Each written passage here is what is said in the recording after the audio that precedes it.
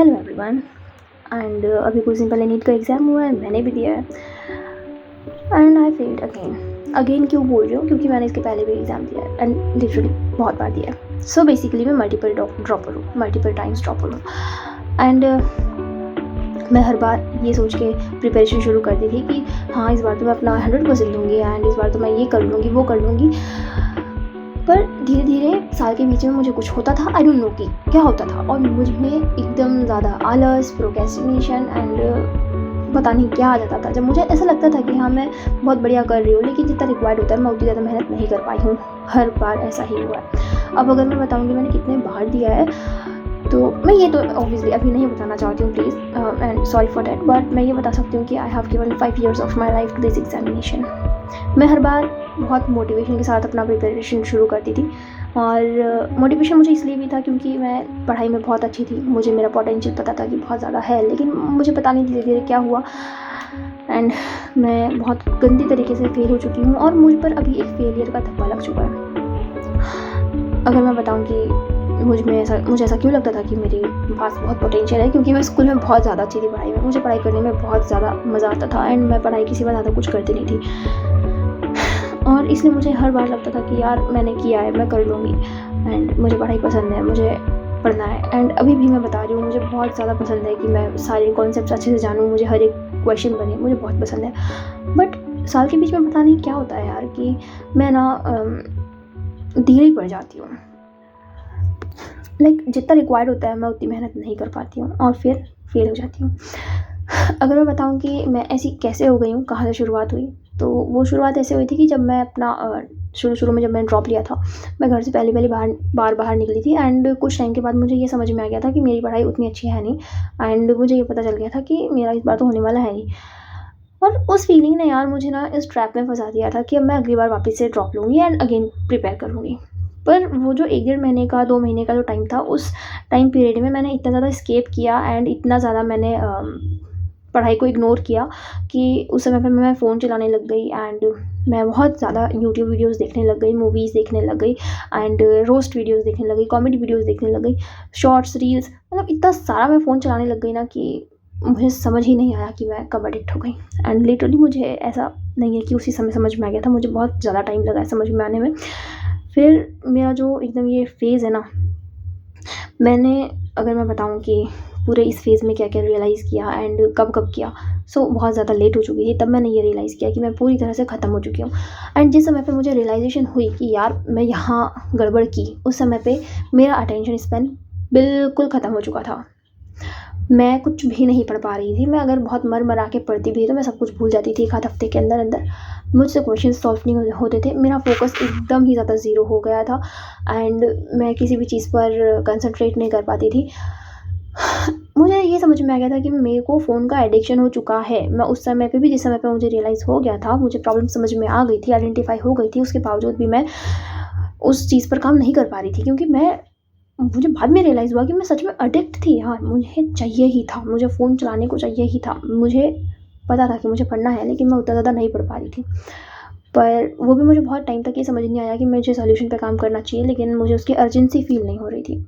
फिर इस चक्कर में, इन सब चक्करों में मैंने बहुत सारा टाइम अपना वेस्ट कर दिया। बहुत सारे टाइम तक मैं उस लूप में फँसी रही। देन जब मुझे समझ में आया कि यार यहाँ गलती हो रही है, मैंने सॉल्यूशन निकाला, पर मैं फिर कुछ समय तक सॉल्यूशन पे काम नहीं कर पाई। एंड जब मैंने सॉल्यूशन पे काम किया इस साल, तो मैं इतना अच्छे से नहीं कर पाई कि मैं अपने आप को पूरी तरह सुधार पाऊँ। एंड इस बार भी मैं अगेन फेल हो गई। मैंने इस बार बहुत मेहनत की थी, बहुत ज़्यादा मेहनत की थी इस बार यार, पर मैं इस बार भी फेल हो गई। और अभी मेरी जो स्थिति है ना, मैं अभी एकदम ना, मुझे कुछ समझ में नहीं आ रहा है कि मैं क्या सोचूँ, क्या करूँ। पता है यार, इतने बार मैं फेल हो चुकी हूँ, इतने बार मैं अपने पेरेंट्स से ऐसी-ऐसी चीज़ें सुन चुकी हूँ कि अब मुझे ना इतना गंदा फ़ील होता है अपने आप को लेकर कि यार मैं कितनी ज़्यादा बर्बाद इंसान हूँ। मेरे जैसी, मुझे ऐसा फ़ील होने लग गया कि भगवान मेरी जैसी औलाद किसी को ना दे, मेरा ज़्यादा फ्रेंड किसी को ना। मैं वैसे तो, मेरी फ्रेंडशिप है ही नहीं यार। मैं अपने आप को इतना ज़्यादा वो मान चुकी हूँ ना अब कि मुझे सही लगता ही नहीं कि मैं किसी की बहुत ज़्यादा अच्छी फ्रेंड बन पाऊँ। एंड लिटरली कोई मुझे कंसिडर ही नहीं करता है कि मैं किसी की बहुत अच्छी फ्रेंड हूँ। मैं सबसे अच्छी हूँ, लेकिन मतलब सबके साथ अच्छे से रहती हूँ, लेकिन मेरे कोई बेस्ट फ्रेंड जैसा कुछ नहीं है। मैं एकदम अकेली सी पड़ गई हूँ। लोग बोलते हैं आइसोलेट हो जाना चाहिए, पढ़ाई के वक्त हो जाना चाहिए, बट इस चक्कर में मैं अपनी ज़िंदगी में पूरी तरह अकेली हो चुकी हूँ। ना मेरे पेरेंट्स का मेरा उतना ज़्यादा वो रह गया है अटैचमेंट जितना पहले था, ना मेरे पास कोई फ्रेंड बचा है, ना कोई बचा है यार। एंड सीरियसली ये फीलिंग बहुत बहुत ज़्यादा गंदी है, और ये जो है ना, ये मुझे एकदम ट्रॉमा लगने लग गया है ये वाला फेज़। अब मुझे इस फेज़ से बाहर निकलना है। देखो, इस बार मैंने बहुत ज़्यादा मेहनत की थी यार, इस बार मैंने बहुत ज़्यादा पढ़ाई की थी, पर फिर भी कुछ रीज़न्स ऐसे थे जहाँ पे मेरी कमी रह गई थी। पहली चीज़ ये कि मुझे ऐसा लगा कि मैंने तो सब कुछ पढ़ रखा है। वैसे तो मैंने सब कुछ कभी पढ़ नहीं रखा है अच्छे से, पर मुझे बैच लेकर अच्छे से पढ़ना चाहिए था। पर मैंने सोचा कि नहीं, मैं तो 11th-12th पैरेलल चलाऊँगी। मुझे तो पहले ये करना है, पहले वो करना है। सो मैं अपने अनुसार पढ़ी। सबसे पहली गलती तो मेरी वो हुई। अगली चीज़ कि मेरा कंसंट्रेशन इतना अच्छा हुआ नहीं है, मेरा अटेंशन बहुत अच्छा है नहीं, मैं फ़ोकस कर नहीं पाती हूँ। मैंने सुधारा है काफ़ी कुछ, लेकिन मैं उतना अच्छे से नहीं कर पाती हूँ जितना रिक्वायर्ड है, और मुझ में डेडिकेशन की बहुत ज़्यादा कमी है, सेल्फ डिसिप्लिन की बहुत ज़्यादा कमी है। मेरी प्रोडक्टिविटी एकदम ज़ीरो है, मैं एफिशिएंटली पढ़ाई नहीं कर पाती हूँ। मैं 6 घंटे बैठी रहूँगी तब मेरा 2 घंटे का पढ़ाई होती है। मुझ में आलस बहुत है, मैं बहुत बहुत ज़्यादा प्रोक्रेस्टिनेट करती हूँ, और मैं ये सारी चीज़ें इस साल की बता रही हूँ। बट इन सब चीज़ों को मैंने टैकल किया है, इन सब के सॉल्यूशंस पे मैंने काम किया है, फिर भी मैं उतना काम नहीं कर पाई जितना करना बनता था, जितना काम रिक्वायर्ड था। और अब मुझे समझ में नहीं आ रहा है कि मैं इसको कैसे लूँ, इस फेलियर को मैं कैसे लूँ।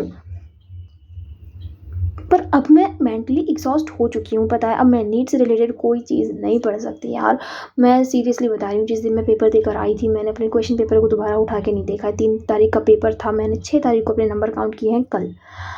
एंड पेपर काउंट करने के बाद मैं इतनी ज़्यादा वो हो चुकी हूँ कि अब मुझे ऐसा लग रहा है कि यार मैं वापस फेल हो गई यार, मुझे इस बार भी MBBS नहीं मिलेगा। एंड अब मैं इस लूप में इतने गंदे तरीके से फंस चुकी हूँ ना कि अब अगर इस लूप से निकलना है तो मुझे कुछ ना कुछ ढंग का करना पड़ेगा। लाइक मैं नहीं निकल सकती यार। अब मेरा माइंड इस लायक है ही नहीं, इस चीज़ के लिए तैयार ही नहीं है कि मैंने जिस चीज़ को इतना टाइम दे दी हूँ, अब मैं उसको छोड़कर कुछ और करूँ। मुझे नहीं पता कि मैं आगे क्या करूँगी क्या नहीं। लाइक मैं पूरी तरह नम हो चुकी हूँ। मुझे ये समझ में आ रहा है कि जो टाइम बीत गया अब मैं उसको वापस नहीं ला सकती, पर अब मैं उसके सॉल्यूशन के लिए कुछ सोच नहीं पा रही हूँ। मैं अपने आप को हैप्पी करने के लिए, या मैं अपने आप को नॉर्मल करने के लिए कुछ सोच नहीं पा रही हूँ। लाइक मेरा दिमाग पूरी तरह नम हो चुका है। मैं नीट के बारे में कुछ भी अब सोच ही नहीं पा रही हूँ कि मुझे आगे क्या करना चाहिए, क्या नहीं करना चाहिए। नंबर इतने आ रहे हैं तो कितनी रैंक आएगी, कितनी रैंक पे मुझे क्या मिलेगा, कि कुछ मिलेगा या नहीं मिलेगा, मैं क्या करूँगी, मुझे कुछ भी समझ नहीं आ रहा है। पर एक चीज़ है जो मुझे ये रियलाइज़ हुई है, लाइक बहुत सारी चीज़ें मुझे पहले रियलाइज़ हो चुकी हैं, लेकिन अभी मुझे जो चीज़ रियलाइज़ हुई है ना, वो ये है कि मैंने इस पूरे फेज़ में, ये जो 5 साल मैंने बर्बाद किए हैं अपने जीवन के, इस पूरे फेज़ में यार मैंने कुछ भी ऐसा नहीं किया जो मुझे पसंद हो। पता है, जो चीज़ें टाइम कंज्यूमिंग नहीं होती है ना, मैंने वो भी नहीं किया है यार। मतलब मुझे ऐसा एक मेंटालिटी मेरे दिमाग में बहुत स्ट्रांगली बन चुकी है कि मैं ये चीज़ डिज़र्व नहीं करती, मैं ये नहीं कर सकती, मैं किस मुँह से ऐसे बोलूँ, मैं किस मुँह से ऐसे करूँ। लाइक छोटी-छोटी चीज़ें। मुझे सजने का बहुत मन करता है, क्योंकि मैं पिछले 5 सालों में ना झुमके पहनी हूँ, ना मेहंदी लगाई हूँ, ना बिंदी लगाई हूँ, पर मुझे लगता है मैं अब ये डिज़र्व ही नहीं करती। किस मुँह से मैं नाचूँ अगर किसी की शादी हो रही है तो? किस मुँह से अगर मेरे घर पे कोई सेलिब्रेशन हो रहा है तो मैं नाचूँ? मुझे ऐसा लगता है कि मैंने ऐसा क्या ली हूँ यार, जो मेरे जीवन में ऐसा क्या है कि मैं नाचूँ? बट ये सब चीज़ें मुझे नहीं पता कि बाकी लोग रिलेट कर पाएँगे या नहीं।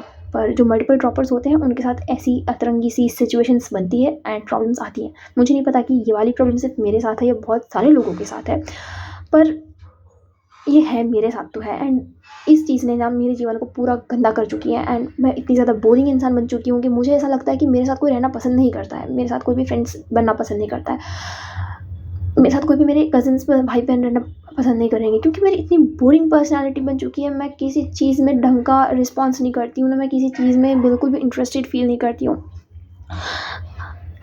सो मुझे ये चीज़ अभी रियलाइज़ हुई है कि मैं बहुत ही ज़्यादा बेकार सी हो गई हूँ यार। आई डोंट नो कि ऐसा कैसे हुआ, लेकिन अब अभी मुझे ये रियलाइज़ हो रहा है।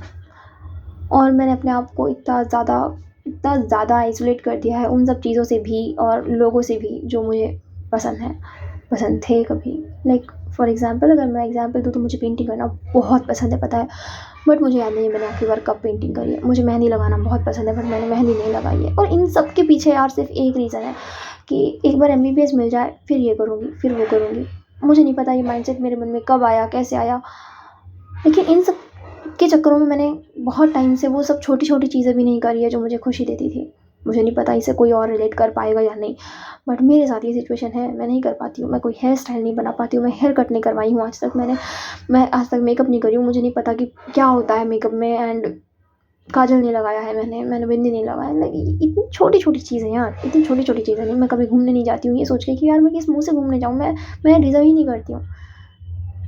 मैंने अपने घरवालों के साथ बहुत अच्छा टाइम स्पेंड नहीं किया है, क्योंकि मुझे ऐसा लगता है कि मैं किस मुँह से करूँ? मैं इस लायक ही नहीं हूँ कि मैं उनके साथ बहुत अच्छा टाइम स्पेंड करूँ।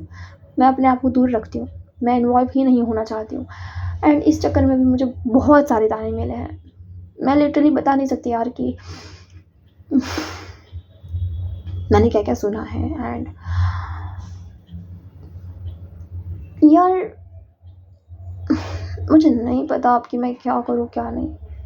पर मैंने पता है एक चीज़ डिसाइड करी है, अभी मैं नीट से रिलेटेड कुछ भी डिसाइड करने की स्थिति में नहीं हूँ कि मुझे आगे क्या करना है, क्या नहीं। लेकिन मैंने एक चीज़ ये डिसाइड करी है कि अब मैं अपने आप पर काम करूँगी। मैं वो सारी चीज़ें करूँगी जो मैंने करना छोड़ दी। मैं पेंटिंग करूँगी, मुझे क्ले आर्ट बहुत पसंद है, मैं वो करूँगी। मुझे मेहंदी लगाना पसंद है, मैं मेहंदी लगाऊँगी। मुझे घूमना पसंद है, मैं बहुत घूमूँगी। अब बस बहुत हुआ। अब जब तक मुझे इस चीज़ की क्लैरिटी नहीं मिल जाती कि मुझे नीट से रिलेटेड अब आगे जीवन में क्या करना है, तब तक एटलीस्ट मैं सब कुछ करूँगी और बहुत ज़्यादा करूँगी।